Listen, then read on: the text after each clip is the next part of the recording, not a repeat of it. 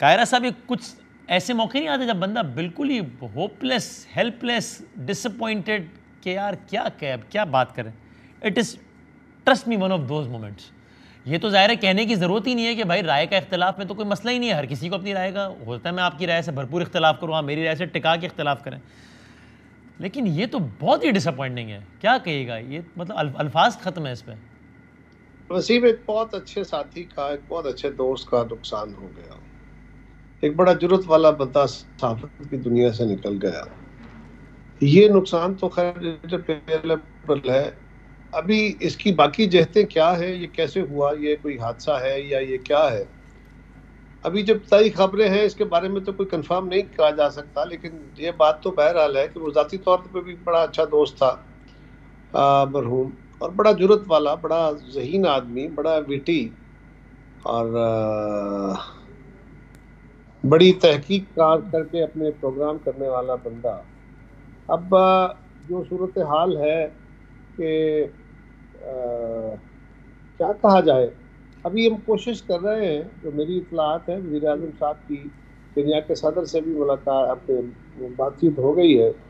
اور ہم کوشش کریں گے گورنمنٹ کی طرف سے کہ وہاں پہ ہائیسٹ لیول پہ اس معاملے کو انویسٹیگیٹ کیا جائے اور اس کو پروب کر کے اس کی منزل تک پہنچا جائے، اس کی گہرائی تک یہ کیا ہوا. اور قاہرہ صاحب یہ بات دیکھیے آپ بھی سمجھتے ہیں کہ اس میں اس کی جہتیں بہت ساری ہیں، اس پہ قیاس بھی ہے، اور جس کا اس کے بہت سارے اور پہلو ہیں، لوگوں کے بہت سارے خدشات ہیں.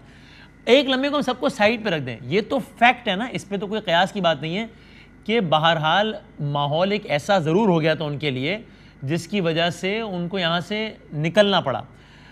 یہ فیکٹ اٹ سیلف بھی بڑا سیڈ اور ڈس اپوائنٹنگ ہے نا کہ بھائی کسی کی رائے کی وجہ سے، میں اگین پھر کہہ رہا ہوں، ہم تو آن ایئر بھی اور آف ایئر بھی بحث کرتے رہتے تھے، لیکن کسی کی اختلاف رائے کی وجہ سے حالات ایسے ہو جائیں کہ اس کو یہ لگے کہ یار اب یہاں سے نکلو ورنہ معاملات خراب ہو جائیں گے. آپ مطلب جب وہ نکل رہے تھے، جب وہ نکلے تھے، تب مجھے کہا کچھ قریب کے لوگوں نے کہ اگر وہ نہ نکلتے تو بڑے سنگین مضمرات ہوتے ہیں، اور وہی معاملہ.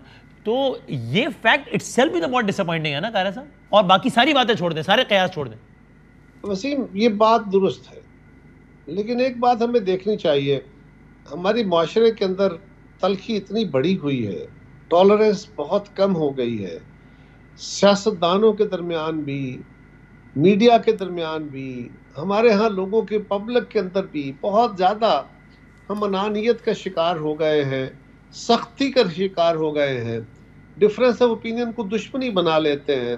ہم گفتگو کرتے ہوئے یہی کام کرتے ہیں، آپ کے پروگراموں میں بیٹھے ہوئے لڑ پڑتے ہیں. جیسے ہم نے اس پروگرام کے اندر بیٹھ کے یہ سارے پاکستان کے مسائل حل کرنے ہیں اور اپنے مخالف کو اس کے کیسے کردار تک پہنچانا ہے، حالانکہ ایسا نہیں ہونا چاہیے. یہ بات بالکل درست ہے کہ جس طرح کے حالات بتائے جاتے ہیں کہ ان کو چھوڑ کے جانا پڑا پاکستان، یہ بھی ہے کہ ہمیں گفتگو جو ہے، بعض اوقات وہ کہا جاتا ہے نا کہ تلخ باتیں بھی معقول انداز میں کی جا سکتی ہیں، یہ بات بھی ہے. لیکن اس طرح اس کے ساتھ ہوا جو کچھ ہوا، اب اللہ کرے کہ جب حقائق سامنے آئیں تو یہ حادثہ ہی ہو، کیونکہ ادروائز تو بڑا ہی نقصان دہ، بڑا ہی تکلیف دہ اور زور صورتحال کبھی ہو جائے گی. بٹ ابھی اس کے اوپر بارے میں جتنی باتیں ہم کریں گے وہ کیا سرائیاں ہیں.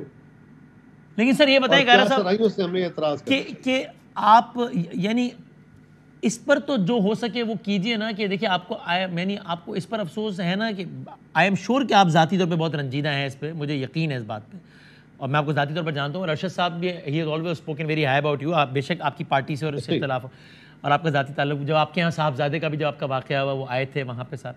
لیکن اس پر آپ کو افسوس ہے نا کہ بہرحال آپ لوگوں کی جب گورنمنٹ تھی تب یہ ایسا ماحول بنا کہ یہ ان کو وہاں سے نکلنا پڑا. اور اس میں ایک بات اور بھی کہ آج بھی ہمارے بہت سارے ایسے دوست ہیں جن کی رائے سے میں اختلاف کرتا ہوں، آپ تو کرتے ہوں گے، مجھے بھی کسی کی رائے سے اختلاف ہے، کسی کی اپروچ سے اختلاف ہے، لیکن ان کے لیے زمین تنگ ہے. کم از کم آپ لوگوں کی حکومت میں ایٹ لیسٹ یہ تو نہ ہو کہ اختلاف رائے رکھنے والوں کو یہ لگے کہ یار یہ تو زمین ہی تنگ ہو گئی ہے ہمارے لیے.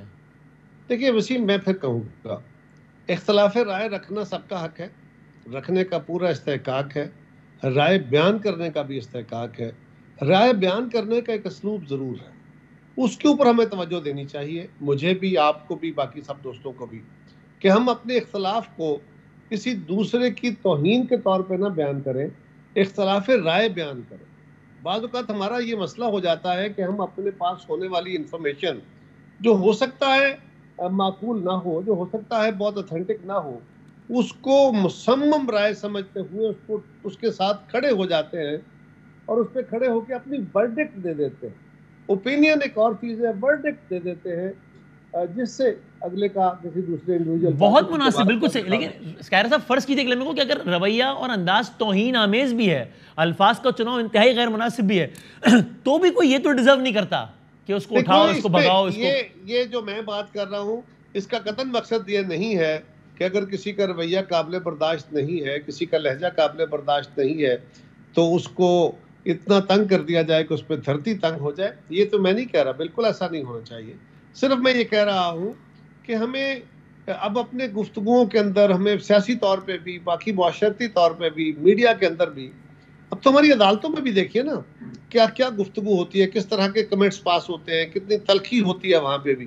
تو یہ معاشرے کے اندر جو بھری ہوئی تلخی ہے، اور ہر شخص اپنے آپ کو جو اتھارٹی ماننا شروع ہو گیا ہے، اس کو ہمیں، اس رویے کو بھی چیک کرنے کی ضرورت ہے۔